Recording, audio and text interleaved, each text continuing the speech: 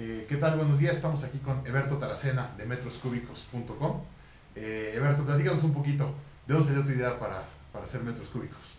Bueno, Metros Cúbicos salió como la idea, no es mi idea, o sea, es la idea de un amigo mío que regresaba de una maestría en negocios y siempre convivíamos, platicábamos ideas. Él propuso el tema de bienes raíces en internet y 5 amigos empezamos a construir el modelo de negocios, un business plan, etcétera, ¿no? Pero el origen fue un amigo nuestro que finalmente después de su maestría había pensado en un portal de bienes raíces. No tenía ideas claras acerca de cómo, para qué y hacia dónde, ¿no? Y el mérito fue después que esa idea la empezamos a construir entre 5 amigos que después nos volvimos socios y que desarrollamos un business plan y después la echamos a andar, ¿no? Ok. ¿Y los 5 siguen en la empresa? Bueno, a partir de que la empresa se vendió, los 5 socios originales fuimos liquidados, ¿no? Como parte del proceso de transacción, pero nos conservamos hasta el final, o sea, hasta el último día en que Metros Cúbicos era una sola propiedad, seguíamos ahí, ¿no? Okay. Digo, muy diluidos, ¿no? Sí. Ahorita platicamos de la parte del capital. ¿Qué te dijeron tus familiares cuando dijiste, oye, voy a renunciar a mi trabajo y me voy a ir de emprendedor? Fue muy divertido porque fueron 2 respuestas, ¿no? La de mi papá fue, puta, estás loco, ¿no? O sea, estás loco, estás en muy buena chamba, en esa época trabajaba yo en McKinsey, ¿cómo es posible que te vayas de ganar lo que ganas a la quinta parte de lo que ganas, ¿no? Y aparte solamente llevas 8 meses trabajando ahí, ¿no? Entonces, mi papá lo veía hasta como una falta de respeto con mi antiguo empleador, ¿no? Y aparte que no veía y no entendía el hecho de que yo a mis 27 años me cambiara tan radicalmente de actividad, ¿no? Y mi mamá, por otro lado, y de manera contrastante, me dice, lo que tú creas que es lo mejor, ¿no? Mamá consentidora latinoamericana, y hasta me prestó dinero, me prestó $20,000, ¿no? Wow.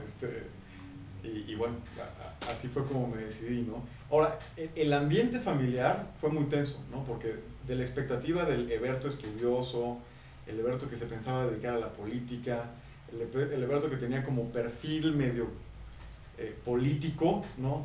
A de repente emprender algo era totalmente inentendible. O sea, imagínate cuando yo les quería explicar algo de internet, que finalmente es Metros Cúbicos, un negocio de internet. ¿En qué año fue esto? Esto fue en el año 2000, Okay. ¿no? En México, ¿no? O sea, en esa época habían 3 millones de usuarios de internet. Entonces, explicarlo en el contexto familiar era explicar derivadas e integrales, ¿no? Era imposible. Entonces fue un ambiente como...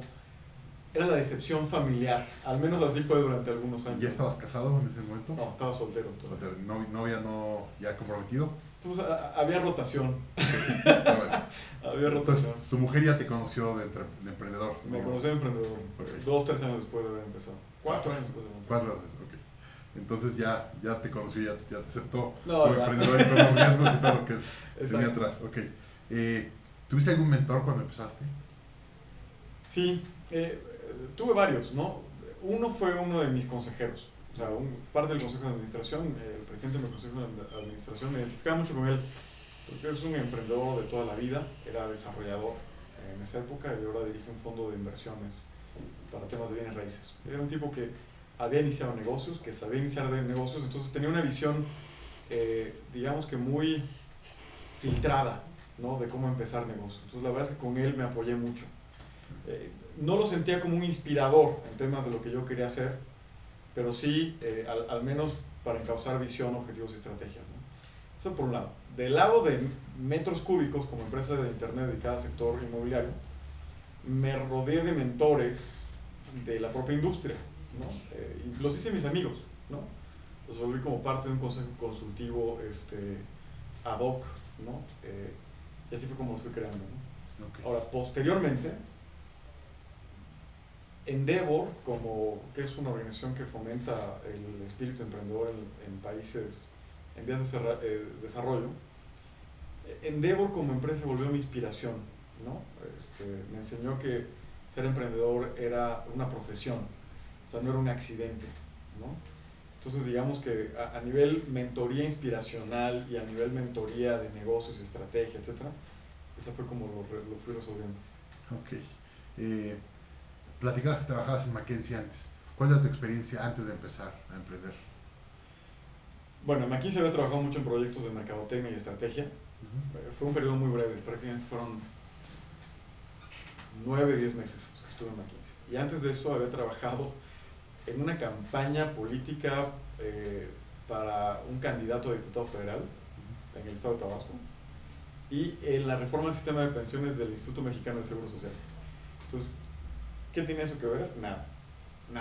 O sea, si acaso mi mayor formación de negocios había sido en McKinsey, ¿no? Pero antes de eso nada, ni siquiera me lo imaginaba. Oye, bueno, con respecto al financiamiento de la empresa, comentaste que tu mamá te prestó algo de dinero. Todos los socios pusieron algo de dinero y cuando eso empezaron, y luego recurrieron a deuda, capital de riesgo, ¿qué hicieron? Mira, todos los socios aportamos algo, nada más que uno de nuestros amigos socios tenía más capital y fue el que aportó más, ¿no? Y nos diluyó más al resto de los socios, ¿no? Y la manera en la que fuimos consiguiendo capital adicional fue un poco de manera accidentada, porque en esa época, en el 2000, los mercados financieros en particular, en temas relacionados a Internet, pues, se fueron al fondo, ¿no? Entonces no había mucho a qué recurrir, ¿no? O sea, de la bonanza de fines de la década de los 90, el principio de los 2000 era catastrófico, ¿no? Al menos para el mercado de Internet. No había, el venture capital se había ido a cero, ¿no?